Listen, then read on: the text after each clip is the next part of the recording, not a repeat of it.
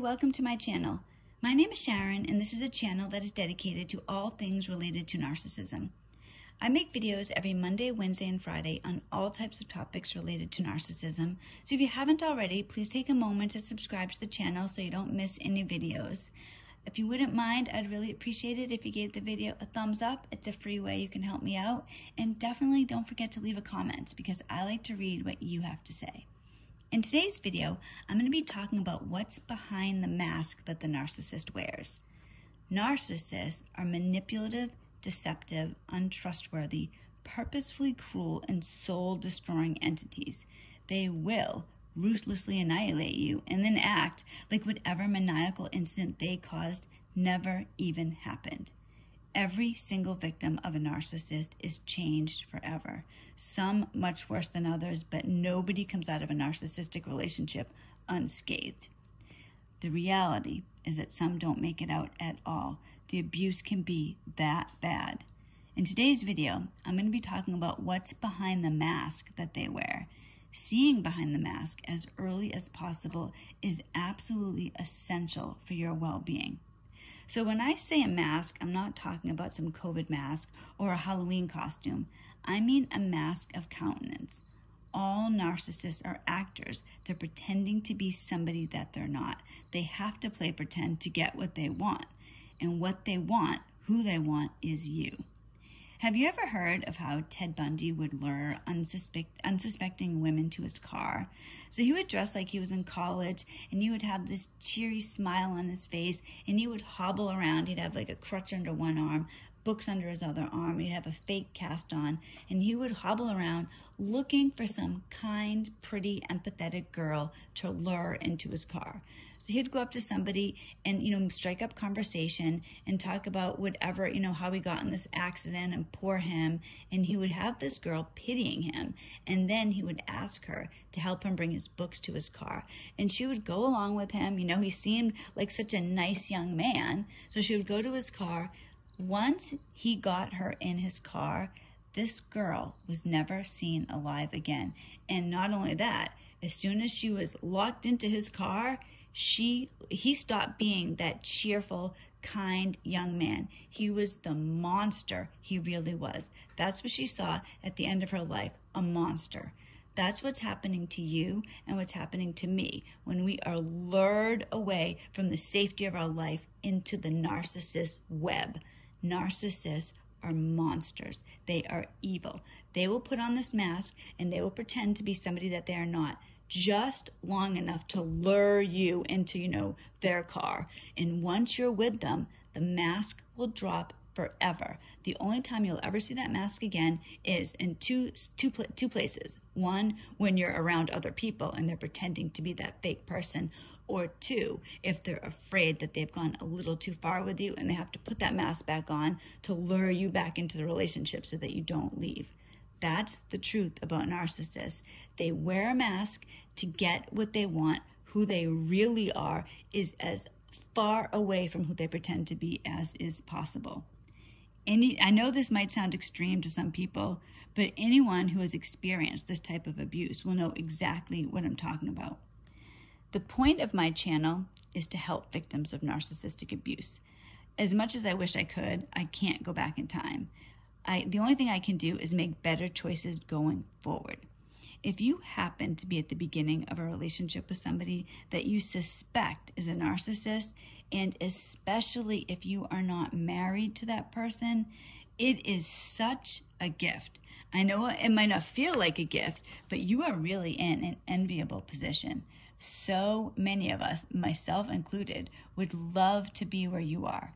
Narcissists are dangerous. Staying with one, pitying one, will be the biggest regret of your life. So let's talk about what's happening with the narcissist and their mask. So understand up front, and this is important to know, narcissists know what they're doing. They're using you and they will betray you. So hear me, I'm not saying they might betray you. They possibly could betray you. They will betray you. You're not with you don't know who you're with. You're with a fake person. You're with somebody who's using you from the beginning. That can only end poorly. And don't make the mistake that I made. I believed for so long that my ex didn't understand. He didn't know that he was hurting me. He didn't know that the things he was doing was wrong. I mean, it's ridiculous now. But when you're in these relationships, when you're in any point in your life, a lot of times you want to see what you want to see. And you just manipulate yourself into thinking that what you're seeing must not be right, or this person doesn't know. Now, in my case, I would tell my ex, I would verbally tell him. He's not deaf. I would tell him these things. And even with that, I still managed to convince myself that he didn't understand. So I'm telling you right from the beginning, a narcissist really does understand what they're doing. They're doing it on purpose. And when you give them the benefit of the doubt, when you make up excuses for them, you're making them a very happy person. It makes it even that much easier for them. The truth about a narcissist is that everything is a game. So you think you're in a relationship, but really you're in a competition. And not just any competition, it's a cutthroat competition. And your partner believes that they must win at any cost. Any cost. You, your kids, everything is pretend. Because a narcissist doesn't have a bond with you. They don't feel love, not even for their kids. They can't. They're missing that part of themselves. They are defective. They want you and they want the kids to make them look good. They want somebody to take care of them, to give them supply, to keep the reality of who they are at bay. Because they know that they're different. They know they're not who they pretend to be. For a narcissist, it's really a race against time. And this is why they love bomb you at the beginning of a relationship. Everything is poured on you at the start because for them, this is life or death. If they don't hook you before you find out who they are, they have to start all over with somebody else. And that takes time and effort. And essentially, a narcissist is a very lazy person. So they're going to keep that mask on and they will defend it with everything in them. The mask, the pretend them, is all they have to get what they need. They know they can't get you by being who they really are. They can only win you over by manipulation. Who a narcissist really is an emotionally stunted child with an adult savvy for ruthless manipulation. You are the target, and they are going to go after you no matter the cost to you. Narcissists project an image of superiority and confidence. The truth is that they have a very fragile, marshmallow-like sense of self. So let's talk about how you can recognize that someone you're with is a narcissist, that someone you're with is wearing a mask. The most important thing, before I tell you some of the signs that were in my relationship, do not date anybody unless you are secure in who you are. Have boundaries that you will enforce and that you know your worth. I can't stress that enough. If you don't value yourself, not many people will. Now, I'm not saying you're to blame if you're involved with a narcissist or if you get involved with someone and they abuse you, but remember, we teach people how to treat us. And obviously, as a woman, I understand that women especially want to be in relationships. You have this urge. You want to be with a family. You want to start a family. I get that. But truly, before you get involved with somebody, make sure you're good with yourself first. Because if you aren't, you're going to attract the wrong type of person. And when you're with the wrong type of person, you're going to regret it for the rest of your life. It's horrible. It's so much better. Even if you're alone or single when you don't want to be, you have to get yourself whole before you start a relationship. It's going to be the worst mistake that you make. Now, when I first met my ex, I was recently out of a long-term relationship with somebody else. I had also just moved across the country. I was vulnerable. And on top of that, I really wanted a baby. Now, what I needed was different from what I wanted. Good advice to follow is always choose your needs over your wants. I got what I wanted, but at what cost? You know, that baby that I couldn't wait to have is now 17 with PTSD because narcissism touched her. That baby has a sibling who's depressed because I chose wants over needs. Now, I know it isn't my fault that I was abused. I didn't know. I had no idea what narcissism was. I mean, at the time when I first got involved with my ex, I would have thought narcissism was just somebody who was vain. I had no idea how serious it was, what it even was, nothing. However, If I had waited to date until I knew I was whole, so much could have been avoided.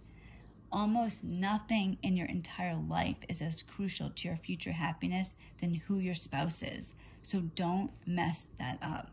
You know, when I was in my relationship, my prior relationship to being with my ex, I was with somebody who cheated on me. So I just come out of that, I was vulnerable. And on top of that, I grew up in a narcissistic home. So that's all I knew. I didn't know, I had no value. I didn't know what my own worth was. What I really should have done was taken the time to fix myself, to get myself whole, instead of leaving one relationship and when I wasn't okay, when I didn't do any of the work, and then go right into another relationship, just believing blindly that this person was a good person, that he was a good man. That is unbelievably stupid, and that's exactly what I did, and I've paid dearly for that. Now, one of the early signs in my relationship, so here's how you can recognize somebody who might not be that great for you. One of the early signs in my relationship was immaturity. My ex was in his mid-20s, but he still lived like he was in college. And it wasn't only that he lived like he was in college, he lived like an immature college student. He drank heavily every single night. He used his mother's credit card, and his only friends were his fraternity friends. And he still regularly partied with them. So I'm not talking about the occasional time he would party. It was every single night. So this is a man that was not serious about his future at all. So I'm going into the relationship wanting to get married and have a baby. And the person that I'm involved with is partying every night and drinking to excess, using his mother's credit card. And in fact, shortly before I met him, he had only been working for several months when I met him, because he had money from when he was growing up. He grew up wealthy, and he had money for birthdays and different things. He was just living off of that. His parents bought him a house, so he didn't even have to pay rent because it was a rental property. So other people that lived in like the house was paying the mortgage. So he was just drank all the time. Every night he would stay up. He would stay up all night drinking, sleep all day, and repeat. So a few months before I met him, before I started dating him, he had gotten a job, his first real job. He was, when I think about this now, he was in no position at all to be starting a family, to be in a relationship at all. But what I saw was completely different. Now, at the time, I didn't know that his parents had bought him the house. I thought he had bought the house. And I didn't know at the time also they had recently started a job. However, what I saw was a man who owned a home, a man who was on his way up, a man who had a good job, who had a family, a wealthy family, and that he was going to follow right into that track. That's what I saw. What was right in front of me, I totally ignored. That was my image. That's what I wanted him to be. And I made him that person. So even when he did things that were contrary to what a good man would do, I overlooked them. This is why it's important to see reality. Don't hope somebody's a certain way. Make sure they're that way. Make sure they're doing the right things. Don't be blind. Basically, don't give anybody excuses. Accept the things that they do. Watch what they do and accept that for what it is. Don't buy excuses. Don't give them, well, they're going to get better, or they didn't mean to, or they're still young, or everybody makes mistakes. No, we're talking about your future, your child, your children's future. It's crucial to see reality from the start. So not only was he immature and partying every night, another sign that I had with my ex was lying. Right from the beginning, I caught him in lies. Now, there were small ones, but I ignored them. Never ignore a lie, no matter how small. People who regularly lie to you don't respect you. So don't be with somebody who doesn't respect you. Another thing he did, and this is actually an embarrassing story for me to tell you, but the reason I have my channel truly is to help people avoid the mistakes that I made. Abandonment. There was at one point, we were at a Red Sox game. It was in the middle of the night. It was 1 a.m, and we got in an argument. I can't remember. I don't even know what the argument was about. If I'm guessing, it probably had to do with his drinking or his fraternity brothers. What he did, instead of dealing with this or actually talking to me, he abandoned me in the middle of the city at 1 a.m. He just took off. I didn't know the city. Remember, I had recently moved here across the country. I was living in California. So he just abandoned me in the middle of the city. He didn't care. He didn't know if I had money or how I was going to get home. No idea. He didn't care. This is somebody that I had no business being with. He showed me exactly who he was, and that should have been the end of the relationship. The truth is that when I had seen the partying and the lying, that should have been the end of the relationship. But my God, when somebody could do something like this, like I told you, I have a 17-year-old daughter. If she was with somebody who did this, I would go crazy if she stayed with this person. It would be obscene, out of the question. Now that I've done the work, and know my value, know her value, know people's value and what they deserve, this is unacceptable. Oh my God. I'm just going to get into a rage even thinking about it right now. But I put up with it. I put up with it then. I believed that he was going to change, that he was going to be a better person, that he would never do something like that again. Hear me now. If this is you, if you're in a situation where somebody is abandoning you, abusing you, lying to you, get out now. People who can do that are evil, malicious, cruel, every bad thing that you can think of. This is why you need to know your worth. Like I told you, my entire life, I was nothing. My job was to be codependent. I was raised in a narcissistic family. It's what I knew. My job was to be a doormat. If I had known my value, that would have been the last thing my ex ever did. I told you, I feel sick. It's embarrassing telling you this. The only positive thing that I can say about it is that my own daughter knows her worth. I paid not only dearly myself, I paid for her too. She has value. I raised her differently. So that's the only positive thing that I can say. But for myself, I caused my own self a lot of pain, a lot of agony, because I stayed with somebody who abused me. Now, similar to abandonment is silent treatment. So the silent treatment is a classic trait of a narcissist. So hear me now. If somebody you are with gives anyone, not just you, a silent treatment, end the relationship. Before my ex gave me a silent treatment, he gave his friends the silent treatment. So I always had an issue with his fraternity brothers because they were loud and obnoxious and they would do stupid things. He would do stupid things, and I had said something to him about it. Now, instead of dealing with it, he cut them off one day. He just stopped talking to all of them. Like he suddenly, so one day he had these fraternity brothers. The next day he had no friends, and when I brought it up to him, he refused to speak about it. He didn't say one thing. Now, I grew up in a narcissistic home, but my father is an overt narcissist, so I was not familiar with silent treatments. I cannot overemphasize the shock that this was to me. I couldn't believe that somebody would actually cut off a whole bunch of people, just cut them off. It was crazy to me, but that's what he did. He wouldn't talk about it. Eventually, I let it go because at that point I was pregnant and, there I was. I had my baby. That's what I had wanted all along. So I was concentrating on my baby and we had bought a house. So I just let it go. But I naively believed that he would never do that to me. No, I was too special. I, the person that he lied to, that he manipulated, that he abandoned, was too special for him to give me the silent treatment.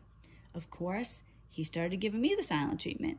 He gave me a silent treatment once. His record with me is 7 months. So I lived with somebody who didn't speak to me for 7 months. Now, I used to believe that he would never give the kids a silent treatment. As I'm making this video right now, we are on month 15. He has not spoken to, had any communication, nothing at all, no contact with his minor children for 15 months. At this point, he's almost certainly never going to even talk to these kids again. And it's much better. This is something that the kids and I have talked about, and we're just moving on without him. However, back in the day, for me to think that my children's father wouldn't speak to them for 15 months because he did things wrong, it is mind-blowing. And I'm going to tell you also, my ex has abused me physically, financially, and in other ways. by far. Now, maybe this is just me, not everybody, but keep in mind, this is how serious the silent treatment can be. This has affected me the most, more than anything. Never put up with the silent treatment, ever. It is spiritual murder. Know what you want and what you deserve in a relationship, and don't stray from it. If you're with a narcissist, what is really happening in your life is that the gates of hell have opened up and deposited this demon into your empathetic heart. Predictable devastation will result. Not might result, will result. Behind the mask, the real person is a thing, as Joe calls them. Who's behind the mask? Who's the reality behind the mask? A bully, a coward, a liar, a fraud. When you see them for who they really are, they will have no more power over you. And that's what I'm trying to get across in this video. Who is really behind the mask? 100% of the time. This isn't just some narcissists or some people. If you are with a narcissist, this is who the person is. This is who the thing is. This is who the demon is. They're all the same. I'm going to leave you with a story that describes the reality of who a narcissist is. So this is one of Aesop's fables. I hesitate a little bit to use this one because I actually have a small business breeding snakes and I don't have a bad opinion of them, but here goes. A farmer walked through his field one cold winter morning. On the ground lay a snake, stiff and frozen with cold. The farmer knew how deadly the snake could be, and yet he picked it up and put it to his chest to warm it up and bring it back to life. When the snake revived and gained its strength, it bit the man who had been so kind to it. The bite was deadly, and the farmer knew he was going to die. As he drew his last breath, he said to those standing around, "Learn from my fate not to take pity on a scoundrel." I'm telling you, similarly, learn from my fate. I'm still in the process of getting out of a 20-year relationship with a narcissist. Once you are in the web of the narcissist, it takes a Herculean effort to get out. So if you are at the beginning or anywhere in the relationship, get out. It's the only thing that you can do. Thank you so much for watching this video. I'm truly grateful for everybody who watches my videos. Very much appreciate it. I make videos, like I said, every Monday, Wednesday, and Friday. So if all goes well, I will see you in Friday's video. I hope everybody has a wonderful day, and God bless.